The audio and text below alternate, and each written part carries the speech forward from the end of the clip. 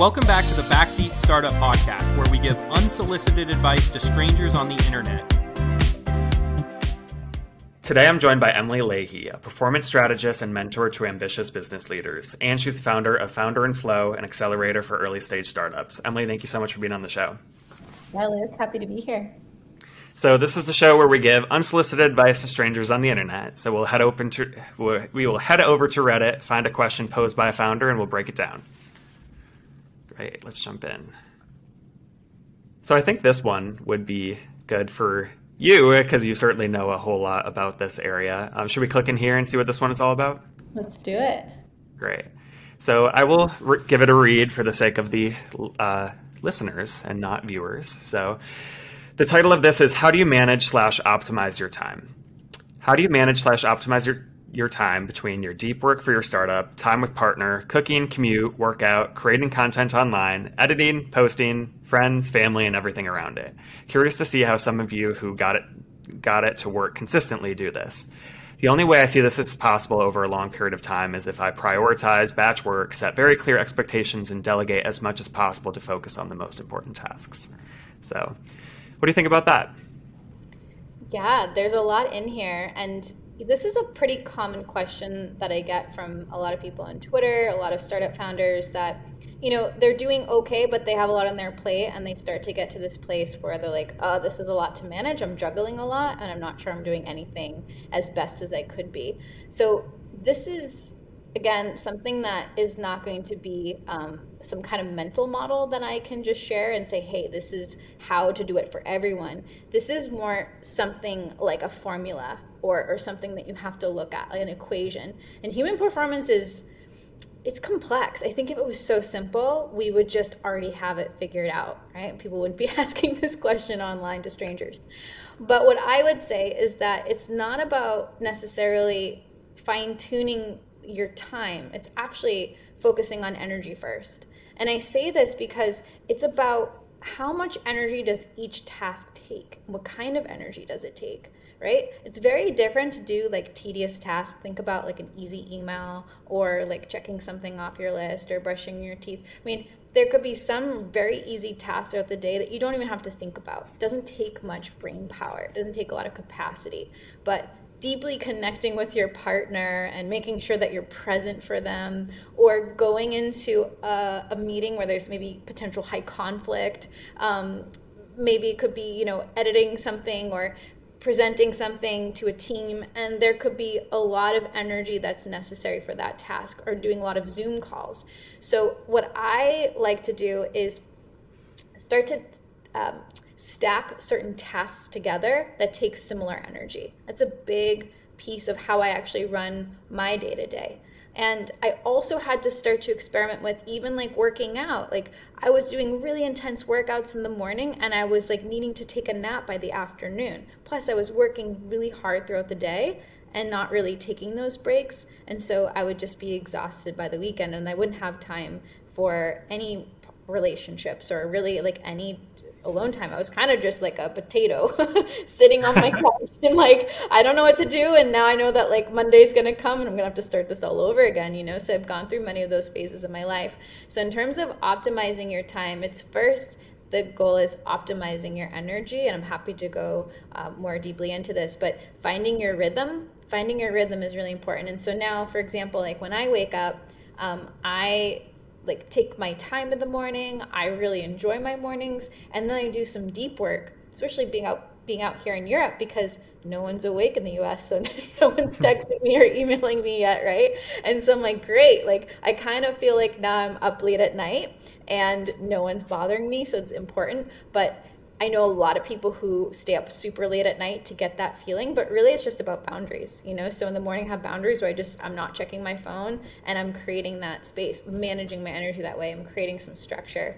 And then I go and I do my really, really intense workout in the afternoon, and then I do Zoom calls after that. So I'm not getting distracted, but I'm creating necessary interruptions to my day so that I can stack my day accordingly, so that I have energy that lasts and it's sustainable throughout the week, and then I still have energy at the end of my days for relationships and things like that. So that's one way to look at it.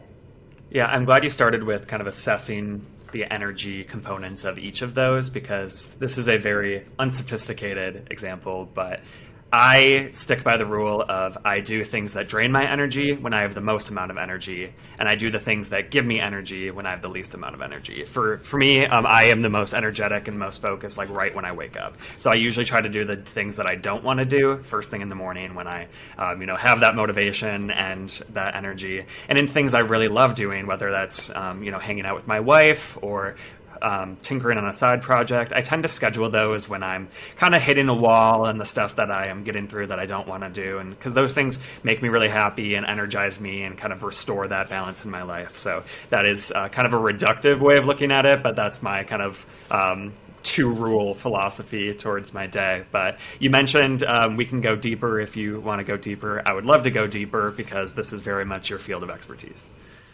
Yeah. So many people are racing against the clock, right? Like every day it feels like you're running out of that time. And that is probably the trickiest thing about managing your time. And when we time block, right? So what tends to work, or people believe it works for them, is saying, okay, I'm going to do this for, 2 hours. I'm going to do this for 3 hours. The thing is, life doesn't work that way. We're not robotic, and it's not as predictable as we think. We're predictable. Like our patterns and behavior is predictable. Life is not predictable. And so we have to look at what are the controllables and what's uncontrollable in our day. And so if we have a lot of priorities, sometimes it's important to do those things first, whether we like to do them or not. What is the priority? Because we don't know how the day is going to go. So it's important to say, okay, when I look at my list of things to do, again, I have to look at what are like the 3 things that are going to move my business forward today.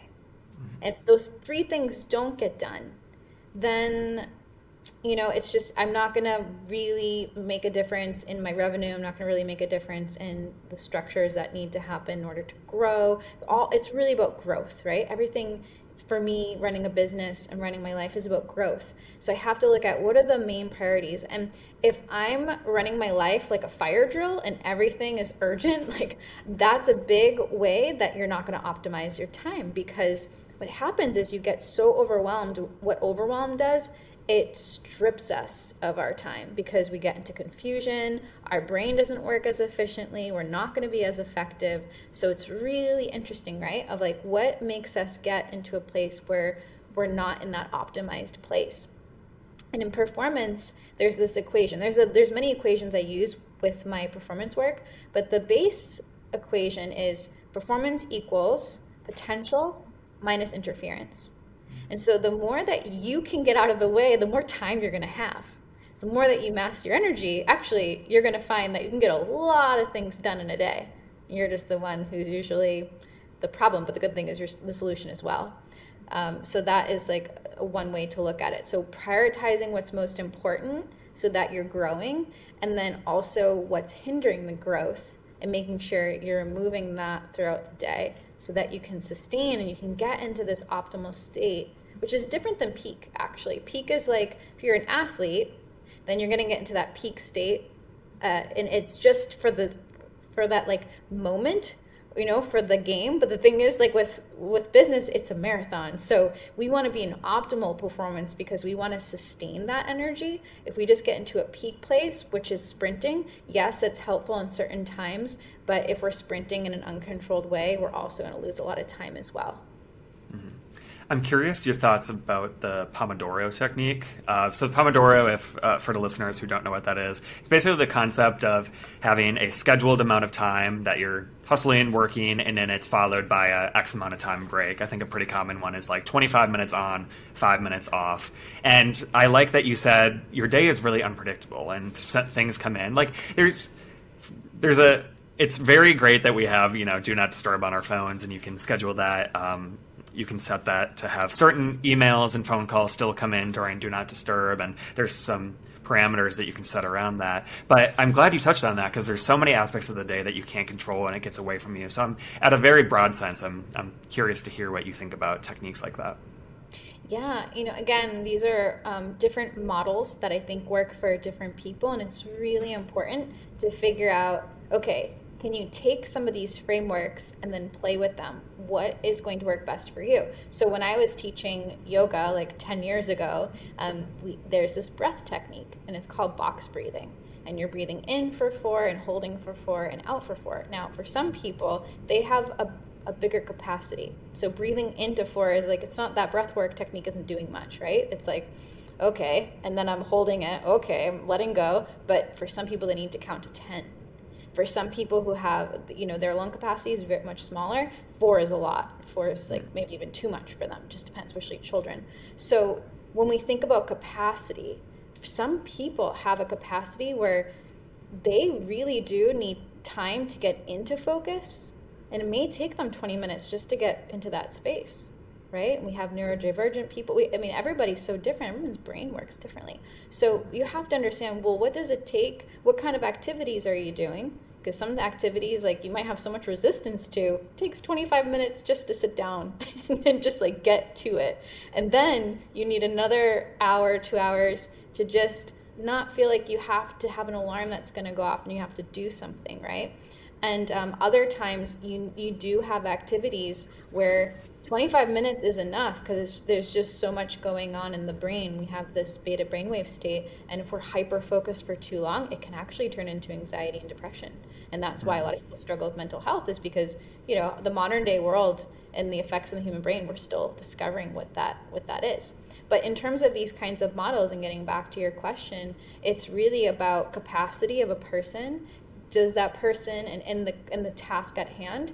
And some people need actually an hour on, an hour off. Some people need 2 or 3 hours on, 3 hours off. I would say I'm more the kind of person that I like to work for, like 3 hours can go by like that, and I love it. And then I'm like, okay, for 3 hours, I'm going to go play. It's recess time. I'm going to go to the gym. I'm going to have a long Portuguese lunch. I'm going to, and then I work for another 3 hours, and then I'm like off for the night, and I'm working like 6 hours a day. But when I'm working, it's like, there's nothing that stops my focus because I'm so dialed in, and I don't feel tired when I'm doing that. Now, other days I'm like, you know what? Today I'm waking up with like a 10% battery. So guess what? 100% today means I gave my 10%, whatever percentage I'm waking up with. And then maybe I need to adjust. Maybe I'm like, you know what? I'm going to work for like 30 minutes and then I'm going to see how I feel, because maybe I did a little bit too much that day before, skipped the gym and worked 8 hours, So we have to adjust, and that goes back to energy management, right? We have to understand, well, what are we starting with? And that's learning not just about the day and how uncontrollable the day is, but also, like maybe there's something we're processing that's happening in our personal life that's going on. Like people's parents could be sick, or, you can't expect yourself to work when there's an illness in the family, or, when there's something going on in your finances, or, there's different responsibilities we all have. So that's how I see, dealing with these kinds of structures. Energy has to be a very important piece that we look at, and oftentimes we overlook it. Mm-hmm. Yeah, definitely not a one size fits all kind of model. And that's a nice segue into how important the work you do is. So when you are taking on a new client, what are some of the first conversations you have with them to assess everything from their work style to their energy levels? Yeah, it's really important, because when I get on a call with someone and I ask certain questions, they'll be like, well, do you mean personally or in my business? And I'm like, well, your personal life is definitely going to bleed into your business, and your business is going to bleed into your personal. So let's not see these two things as separate and trying to create a balance. Let's see, how can we create a synergy between these two parts of ourselves? And we're not our emotions and we're not our business, but yet they play a huge role in our life, right? And they bounce off of each other. So I really try to get to know someone holistically of what's really going on in their life, because it's so important for me to see them and uncover even the blind spots in that initial assessment. So even when people don't, feel ready to do the work and it takes them a little time to get started, they still walk away with like, whoa, I just uncovered something really deep within myself that, even watching YouTube videos couldn't reveal to me, because it usually takes someone else. Just like we can't tickle ourselves, it's like we're usually unaware because we're the picture in the frame. And so when you have someone working with you like that, you're able to start to see these aspects of yourself, you're like, I didn't even know that was hindering my growth. I just thought that was how it is. I just, and we have certain belief systems that, again, you're just like a fish in water. You don't know what you don't know because you just assume that's how it is. So that's a big thing that I love when I start working with someone, is just even in the first few minutes of talking, like, okay. And then you start to see the wheels turning already. Yeah. Well, this user is very lucky. We had somebody like you on the show to give your take on everything. So you're welcome, user, for the unsolicited advice. Emily, thank you so much for being on the show. How can listeners connect with you? Yeah, I'm very active on Twitter, and I'm pretty active on LinkedIn, Instagram. So social media is a great way to connect and engage. And then my website as well, I am emilyleahy.com. You can find me there. And my founder and flow work for early stage startups and growth stage. I'm happy to connect if you're interested in learning more. Yeah, absolutely. Definitely connect with Emily on all those platforms and check out her site. If you have any needs around energy management and advice and mentoring of startups, she's a fantastic asset in those areas. So once again, thank you so much for being on the show, and we'll talk soon. Thanks, Luke.